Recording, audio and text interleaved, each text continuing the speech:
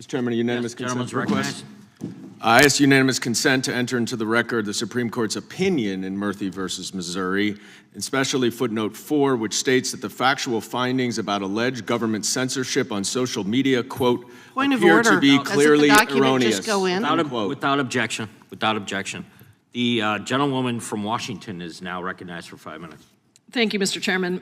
There are many issues in this committee's jurisdiction that are top of mind for the American people, like the constitutional crisis that we face when the Vice President suggests that we don't need to listen to the judicial branch, or when the administration takes repeated actions to undermine the Article I powers of Congress.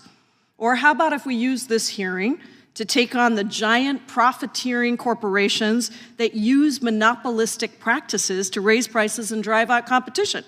Remember when candidate Trump said that he was vowing to reduce prices on day one?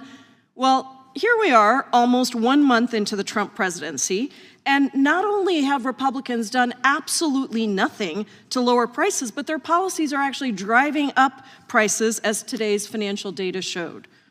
But instead of dealing with that, we're here wasting time on repeatedly debunked accusations of censorship, even as the real censorship is happening right before our eyes.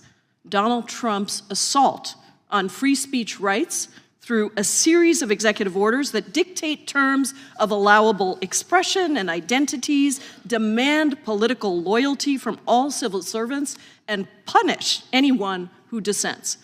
One of the executive orders requires federal government agencies to, quote, remove all statements, policies, regulations, forms, communications, or other internal and external messages that promote or otherwise inculcate gender ideology, and to cease issuing such statements, policies, regulations, forms, communications, or other messages. This executive order has now been used by the Centers for Disease Control and Prevention to send out guidance prohibiting the use of terms like gender, transgender, pregnant person, transsexual, and non-binary. Mr. Aaron, how does this lead to direct or indirect censorship of employees in their role as private citizens?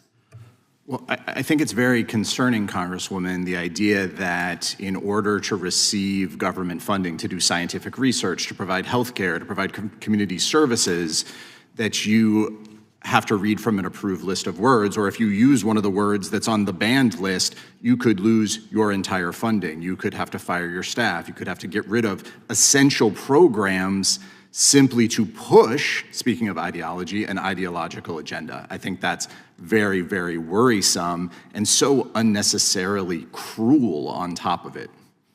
Transgender individuals constitute a small but important minority of the federal workforce. They serve in public health, economic, and national security positions alongside thousands of non-transgender coworkers.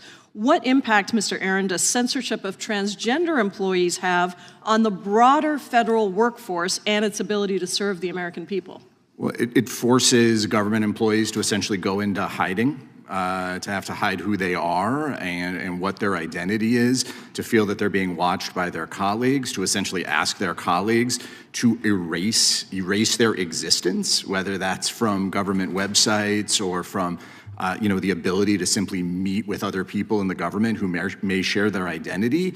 I think it's a massive overreach that's really an attack on all of us. It's an attack on all of us.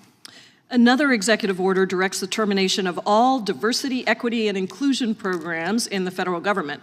As a result, staff at the National Science Foundation have been combing through thousands of active science research projects alongside a list of keywords to determine whether or not those grants should be halted. These keywords include words and phrases like activism, equal opportunity, institutional, underrepresented, and get this one, women. Do these actions, Mr. Aaron, constrain academic freedom or the ability of researchers to freely express their views? It seems to be an insane way to decide what our scientific researchers or other researchers should be studying. The idea of cutting off funding via keyword as opposed to evaluating independent academic projects, as opposed to evaluating, is this a good cure for disease? Are we going to be able to research cancer? And the idea that that could be stymied or cut off because somebody used the wrong word, incredibly chilling.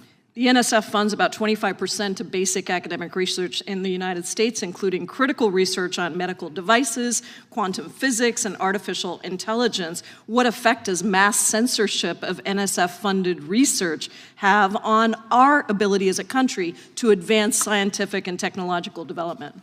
The scientists need to be in charge of the science. I think that's what it comes down to. The idea that we are making decisions about what our research priorities should be by inserting AI to look for keywords. AI can barely handle your airline reservations and get it right, or your searches online. So I think it's a big